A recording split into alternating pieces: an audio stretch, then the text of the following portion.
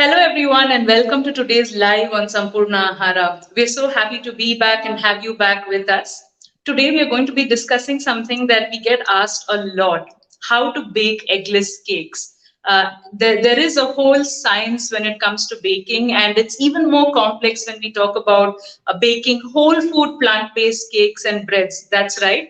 Whole food plant based would mean that it's vegan, it's oil free, it's maida free, it's sugar and jaggery free as well.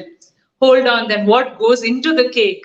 So in this series, we'll be talking about different aspects of whole food plant-based baking. And we have someone very special with us who is an expert and who will be talking to you today specifically about eggless baking. So today we have Janani joining us on the live. Hi, Janani. Hi. So, for those of you who are new here, Janani is the co-founder of Sampoorna Ahara, and she heads the entire bakery and condiments unit at Sampoorna Ahara. So, if you've eaten any of our cakes, if you've had our nut butters, our vinegars, muffins, you name it, it's all Janani's creation. And today, she will be sharing with us her expertise specifically on eggless baking or baking without any eggs. So, without any further ado, let's get started. I think the first question that people Mhm. ask, especially those who have never baked before and who are just getting introduced to it, is what is the difference between egg and eggless cake in terms of flavor, texture, everything?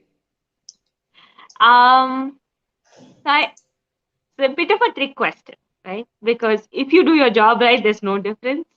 Um, but what is a little bit more difficult to get right is definitely not flavor as much. Flavor is not dependent too much on the egg, but texture. So things like moisture, how well the whole cake holds together, how light it is, how fluffy it is, all that is something that the egg really makes a difference in. So we have to get innovative to replace that with eggless cakes. If you do your job right, people don't notice the difference as much. I'm sure that's very reassuring to hear because those of us who are either eggless for health reasons or for ethical reasons or for whatever reasons, you don't want to miss out on the nice, delicious cakes. And it's such a reassurance to hear that if you do your job right, there need not really be much of a noticeable Yeah. difference.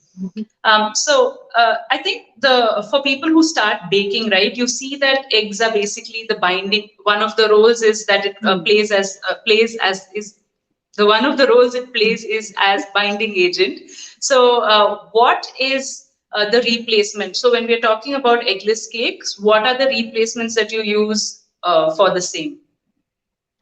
So most of my experience baking eggless is also baking whole food plant based, right?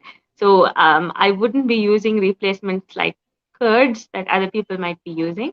But what I do use is a whole range of possibilities, and each of them have their own benefits, and they're used in different spaces. So a flaxseed powder mixed with water is a common binding agent that you might have heard of. Also, banana paste. So just smooth ground banana is something that's great. Similarly, things like sweet potato paste and potato paste, surprisingly, apple sauce, all these things that lend moisture, right? Vegetable and fruit pastes that you might like that lend moisture, pumpkin, for example.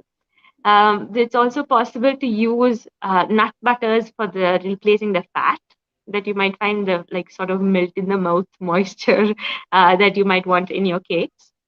And the interestingly, it's possible to make dairy-free curds that also fulfills that same role. Soy curds would be high in protein as well. These are some replacements that we use. Wonderful. I was just about to ask when you said that, usually people use curds, but that's not something you use. I was like, but what about vegan alternatives or Yeah. vegan curds? I think that's a very interesting set of alternatives because it's not just one, you have your options, and I'm sure that each of them work in a different way as well. Flax Hmm. egg, again, if any of you are interested, Janani can maybe do a video, comment and let us know. Janani can maybe do a video on how to make flax egg at home. And you also spoke about nut butters, and I want to talk about the nut butters that we have as a part of the condiments range at Sampoorna Ahara, right? Because I find that a lot of people, when you're sourcing nut butters, there are a lot of additives and preservatives and unnecessary things in it. So if you are looking for something to start baking, and if you're looking for clean nut butters, which is basically a single ingredient condiment, you can head over to Sampoorna Ahara and you can check out our range of nut butters, which will help you in your baking journey. So I just wanted to help people also source ingredients that are healthy for them. So moving on to the next question. A lot of people have asked this, so it's one of the more frequently asked questions. Why is my eggless cake cracked on top? So I don't think that's a issue with only eggless cakes. It can happen with cakes that have egg in them as well. It's a combination of how much your dough is rising as it bakes, or how much your batter is rising as it bakes, and how well the binding agents in your dough, which could be egg, but it could also be like the natural gluten that's found in wheat if you're using that, or if you're using flaxseed, those kinds of things, how well they bind together. So is there too much rice, and therefore are there cracks forming on top? um, the cracking is not as much of an issue in actually both breads and cakes. It only is a crack on top. Usually, it will not go through the entire cake. If you've gotten the batter, the right consistency, and the right mix of ingredients, you'll just have a crack on top. It might look interesting, it might be a decorative element, or you could be icing the cake, and that could not be a problem at all. So that's why usually cracks happen. There's too much rice and too little binding agent. It could also be a problem with the amount of liquid that's in the dough, how liquidy your dough is, whether it's water or various kinds of milks that you might use, those kinds of things. I like two things that you brought up when you were answering this question. I think the first one is, as a beginner, it's okay if there is a slight Yeah. crack. You don't really have to stress on it, and it doesn't really go all the way down, and you can still enjoy your cake. Just change the way you look at it. And you brought up three or four issues that could be common causes for this. So what are some things that people should keep in mind in terms of consistency? Is it just about following a recipe accurately, weighing everything right, or is there also an art to it which you develop over time? It I think those are two different approaches, the recipe versus non-recipe. Funnily, I'm a person who can never follow a recipe. So it's very weird that I'm the one creating the recipes for Sampoorna Ahara. I think our team at the bakery keep me on track for these matters. But it's definitely a combination of an intuition, and which comes with practice. Like, am I used to baking cakes with this texture? When I do this, the last time I did this, it became brownie like and not cake like. The last time I did this, it became too dry. Those kinds of things. And it's a combination of what ingredient you're using, so that each of these recipes are tried and tested. So is it if you're replacing it and if you're fiddling with it, you'll come up with new and interesting experiments, and you kind of have to make peace with that. Which, if you are willing to do, is like a really fun journey. I don't know if I quite answered the question. I think you did. I think it's also lightens up a person's approach to learning, right? Where you're looking at it as a journey and experimenting rather than really stressing about it and feeling really bad if it didn't come out perfectly. So I think I also get from your answer that it's both a science as well as an art. So there's a little bit of both in there as you go along the way. Wonderful. So the next question is again something that's quite common. Why does my eggless cake sink on top? Um, so that does happen, right? It's what one of the things that happens with egg is that it's very runny initially, and then when you cook it, it becomes solid, right? It's depending on how you're cooking it, and so uh, a batter that's very liquidy rises, and then as it cooks, it sets. That's what happens when your cake has egg in it. Whereas when you're using other replacements, like for example flaxseed egg, when you cook it, it still stays moist, and therefore the center of the cake, which has more weight in it, can sink. It's a combination of how are what flour you're using can really help. Then it's a combination of I mean, part of the I'm using the combination a lot, but another part that can be impactful in this is how big a cake are you making. So sometimes when we bake, especially when we bake gluten-free, eggless, sugar-free cakes, we make it thinner because the structure can't hold a really heavy cake. The other option to look at is if you can just tweak the moisture level in your cake batter a little bit less so that there's less moisture in it. And you could then put some date paste or date water on icing on top to make it more moist if the end cake is coming out a little on the dry side. That will really help not having a sinking uh, cake.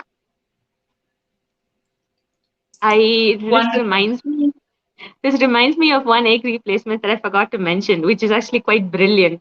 It's this thing called aquafaba. Has a fancy Hmm. name, but it's a simple thing. It's just water that you cooked dal in.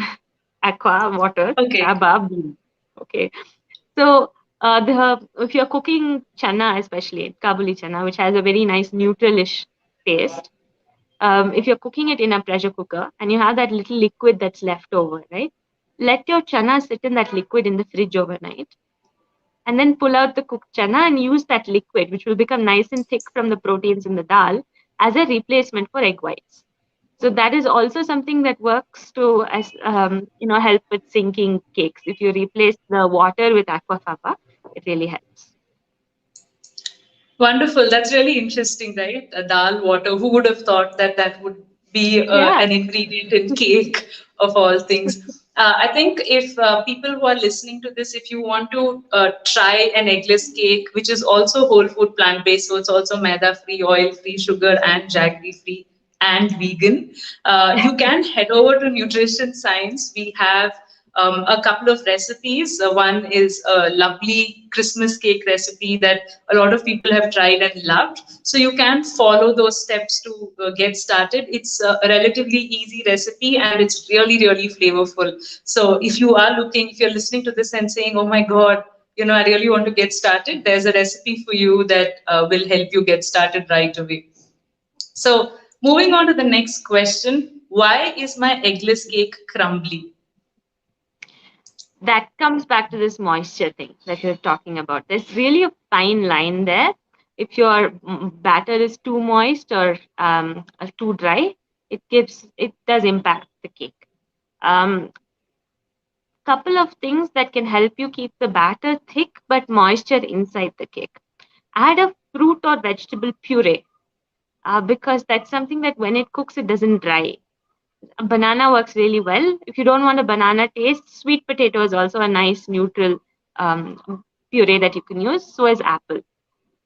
Then the other things that you could do is flaxseed works really well to help increase moisture. But the brilliant thing is when if you're using date paste to sweeten your water and sweeten your cake, it takes care of this moisture thing by itself. So this is not an issue if you're baking cakes without sugar, because you're battling against the moisture of the cake of the dates. You're never going to have a crumbly cake unless you're really good at it. That's so interesting, right? When you're talking about an eggless cake, so many components of a whole food Yeah. plant-based cake come into play to actually give you this perfect, nice, healthy cake that's also completely delicious. Maybe we should also do a session on sweeteners, replacing sugar and Hmm. jaggery in cakes. Let us know in the comments if you would like to see a video like that from Janani. I've actually shot it. We need to edit and put it up. Oh, that's really nice. I Yeah. think that's ideal then. So comment and let us know and we put it up quickly.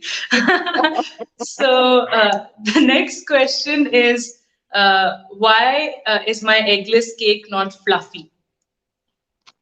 Um, because of what I said, right? Yeah, eggs, you can beat them. They can increase the airiness of your batter.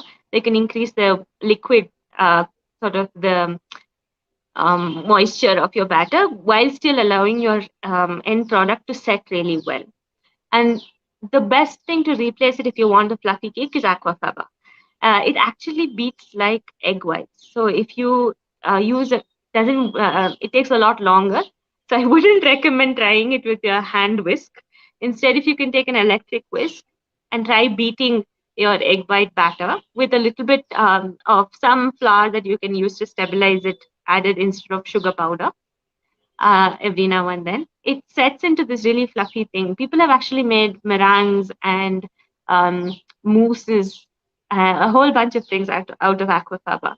So if you beat it before you gently mix it into your flour, it can create a really spongy cake. It's a bit of an effort, so you should decide if you really want it. But the few times that I've done it, it has blown people away. Amazing. It also makes me want to try it right away, simply because you said it might even beat egg whites in terms of Yeah. consistency. So that is something that's exciting, and I'm sure everyone's mouth is watering. So if you want a late night snack, this is your cue for getting something healthy and having it as well. So the next question is, how long do eggless cakes last? So is there a difference in shelf life when it comes to egg-free cake versus eggless cake? I didn't know this, so that's an interesting question. So I actually don't think it's the egg that makes too much difference to shelf life. I think it depends on the rest of the recipe. Largely depends on the sweetener actually. So if you're using sugar or jaggery or honey, it might last a little longer than dates, fruit fruit based sweeteners. Um, I don't think egg makes a difference to shelf life. Normally, cakes will stay well for 3 to 5 days, especially if you refrigerate them. That's how long our cakes last. That is if we don't eat them up before. Yeah, yeah, Yes, that's a good perspective on, like, depending on the sweetener, and I suppose the water content in that also makes a difference. Um, so wonderful. So if someone is looking for healthy cakes that are also tasty, because this is a question that we got asked by a couple of people, where do they go? The answer, of course, we know is Sampoorna Ahara, but what I want you to talk about is the different kinds of cakes and desserts that are available, and what is your favorite? yeah. So there's a combination of. I'm going to give an answer that might work for people outside Bangalore also, because I know there are a couple of options within Bangalore, and maybe there are more in your cities as well. But in any place. So if you go to a completely non-healthy space, and if you're looking for, desserts, it's much easier to make things like pudding, raw desserts out of dates than you might than cakes, which people are, as you've heard, is a little finicky, right? Just eggless is a little finicky when you add all the other things that are needed for 100% healthy cake. It's easier to make things like brownies or things like fudges or puddings or creams. Ice cream is actually a really interesting and easy thing to make. All of these would be just 2 or 3 ingredients that you could grind up and shape and be done. And so you could actually request restaurants to make it for you. So if you're outside, you can ask somebody to, just soak nuts and dates and dry fruits and grind it up into an amazing milkshake. And I've actually done that at juice shops, like corner side juice shops. They'll charge me for it, depending on their rates, but it's something they're very comfortable doing. If you're looking for something that could replace cakes in celebrations, I've seen a lot of people make fruit cakes, right? Differently shaped fruits already have this amazing texture. I don't think we can ever replicate the juiciness of a watermelon, for example. So shaping fruit to make it beautifully decorated like a cake is something that's easy to do. The other thing that's easy to do is to take some nut powder and chop up dates and very gently keep running your mixie for 2 seconds to make a sweet that could work as a fudge. And you could also pat that down, add crunchy things, cut it up, and make it into a brownie. The same thing that works as a milkshake, if you can freeze and churn, you could make an ice cream cake. And it can come out really beautifully. I've seen this video. I don't know if it's possible. I haven't tried it. But basically, take this milkshake that we're talking about, which is just nut. You could add a little banana if you want to reduce the amount of nut, dates, and you're soaking and you're grinding. And then you're adding a few other fruits for color. These people use blueberries and strawberries, which is difficult to find in my part of the world. And it's not, I mean, it's imported, so it's easier to use something like pomegranate for color. And they make various shades of that and pour it a little at a time to make this beautifully marbled cheesecake. That's something that's quite easy to make. These are easy ways to get a 100% healthy cake. Wonderful. And if you don't want to put in any effort at all, then you can go to our website and check out a range of cakes and pick the one that you like best, the flavors that you like best. We have everything from hazelnut to chocolate to pineapple, coconut, and it's just a range of mouth-watering cakes. So you absolutely should check it out. Even if you want ideas to make cakes on your own, you should Yeah. just check out the options that we have on Sampoorna Ahara.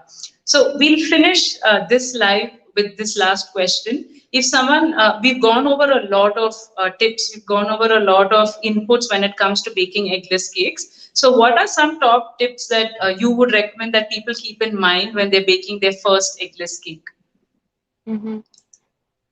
Moisture, for sure. I think we've covered that already. Check the texture of your cake batter. When you're not using egg, your cake batter should be on the thicker side so that it sets well after baking. The other thing is, especially if you're making an icing cake, right? A cake that needs decoration at the end of it. It's very yum if you poke a few holes in your cake and you soak it in date soaked water. So the water that you put on dates to soak it so that you can make date paste. If you keep aside a small cup of that water before making the date paste for the cake, you can soak your sponge in that water and it can make it really beautifully moist, almost like you've used sugar syrup. The other thing to keep in mind is that, so just to summarize, right, eggs perform three different roles for cakes. One is binding, so find a replacement for the binding.